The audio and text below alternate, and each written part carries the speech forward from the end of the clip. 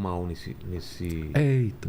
nessa história toda. Posso tomar mais um café para? Eu também vou querer agora, viu? Rapaz, porque Vamos começar a parte difícil agora. O mal, ele surge na criação, ele surge com os anjos, ele surge do quê?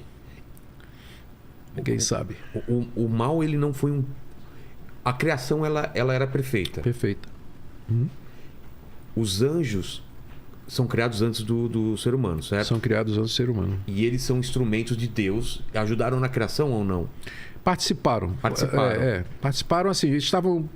O quanto eles participaram a gente não sabe, mas que eles estavam presentes, o livro de Provérbios fala sobre isso. Que eles estavam presentes na criação. E os anjos tinham livre-arbítrio? Eles podiam tomar decisões de não adorar a Deus ou de não servir a Deus? Exatamente como o primeiro casal. É? Porque eu achei que havia controvérsia em relação a isso. Então... Não. Pode ter. Não tem nenhum ponto que não tenha controvérsia. Mas a linha dominante, né, nesse debate é que Deus criou os anjos com livre-arbítrio e uma certa altura que a gente não sabe porque faltam elementos bíblicos, um desses anjos comandou uma revolução, uma rebelião contra Deus. Um querubim. E aí Deus confirmou aquela decisão, do tipo assim, não tem volta. Por isso que não tem redenção para o diabo, embora tinha alguns pais da igreja no século II e III que achavam que tinha perdão para o diabo. Mas, biblicamente falando, não tem volta. Né? Na hora que eles decidiram aquilo, Deus confirmou. É diferente as duas raças são distintas, não é? Quando Deus criou os anjos já com um número de anjos definido. Finito. Então, existem tantos anjos hoje como quando no dia em que foram criados. Já a raça humana foi criada diferente. Deus criou um casal com capacidade de multiplicação. Então ele ele trata diferentemente. Aos anjos ele não deu a oportunidade de arrependimento, reconciliação, não deu.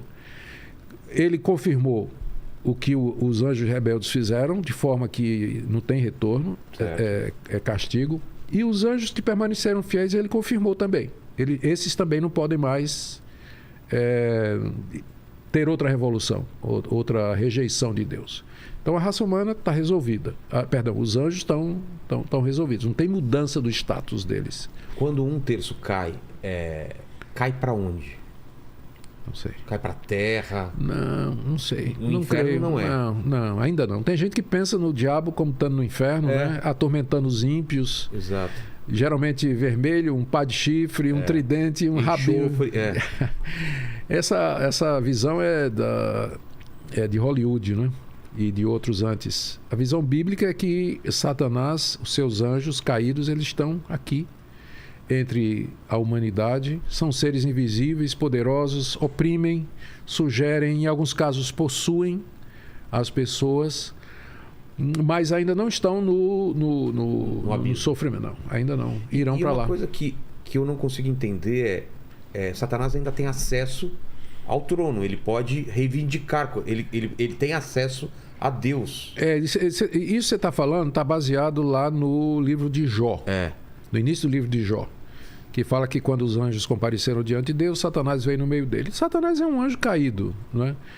Então ele habita, frequenta aquilo que Paulo chama as regiões celestiais, que é exatamente esse âmbito espiritual invisível, mas que intersecta com a realidade aqui. Que está coexistindo. Coexistindo, né? Que é esse mundo espiritual invisível, onde Satanás transita, os anjos transitam, onde Deus está, onde Cristo está. Mas é um mundo que está... E nosso corpo espiritual também transita? Você fala... Obrigado, Leni. Valeu, Leni. Valeu. Quando você fala corpo espiritual, você fala... O nosso espírito. Porque o nosso espírito, sim, corpo, alma, ele é, vamos dizer assim, a porta. Né? Para esse mundo espiritual. Exatamente, né? Boa sacada. Exatamente. É assim que a gente se comunica com esse mundo. Apesar de que esse Satanás, mesmo sendo um espírito, ele de alguma forma consegue mexer com o nosso corpo. O caso de Jó. ele feriu Jó com uma doença da cabeça aos pés. Jesus curou uma mulher que tinha sido, que era possuída por um espírito e vivia encurvada há 12 anos. Jesus curou pessoas que eram cegas, simplesmente expelindo demônio. A pessoa estava endemoniada. Então, tem um certo impacto, né? Há um certo acesso que os anjos têm à nossa carnalidade, por assim dizer, ou materialidade, né? Se a gente fosse colocar... São 3 céus na Bíblia, ou isso é uma coisa que eu li isso em algum é o outro pensamento. lugar? Não, está lá em 2 Coríntios capítulo 12. Subiu até... Paulo diz que teve um êxtase que foi até o 3º céu. O 3º céu é onde fica Deus. Deus, os anjos. Cristo, os anjos. Isso aí é mais uma classificação judaica. Ah, é? Isso aí eram os judeus que dividiam nisso aí. Paulo está falando ali como judeu, não é? Fora daquele lugar, não tem mais nenhum outro lugar na Bíblia que fale de 3º céu, 2º céu, Sheol, 1º céu. que é dito Sheol é na o Bíblia. nome para o lugar dos mortos. Tanto os que estão na felicidade eterna, quanto no Não é um na inferno, igreja Sheol. eterna. Não, ainda é um não. lugar onde... Designa o estado dos mortos. Entendi. Quando você morre, você vai para o Sheol. Seja uma pessoa que é de Deus ou que não é de Deus. Você vai para o Sheol. Né? E nesse estado você está ou em felicidade já eterna com Deus, ou sentindo já os efeitos do afastamento dele por toda a eternidade. O inferno propriamente dito, a gente usa o termo, embora esses termos eles não são muito, eles são intercambiáveis, há muita... O ensino em si, ele é claro. A argumentação bíblica é complicada por conta da linguagem. Entendi. Mas o inferno seria para onde as pessoas vão depois da morte, e que as pessoas que rejeitaram a Deus, e de onde, depois da ressurreição, com o corpo delas ressurreto, irão para o lago de fogo e enxofre. Olha, escatologia individual é complicado por conta da diferente nomenclatura. Em linhas muito gerais, a pessoa morre, tem 2 lugares que ela vai. Ela morre, o corpo físico dela se decompõe, a alma com o espírito vai para um outro lugar. Vai para outro lugar. 2. Biblicamente falando, só tem 2 possibilidades. Uma...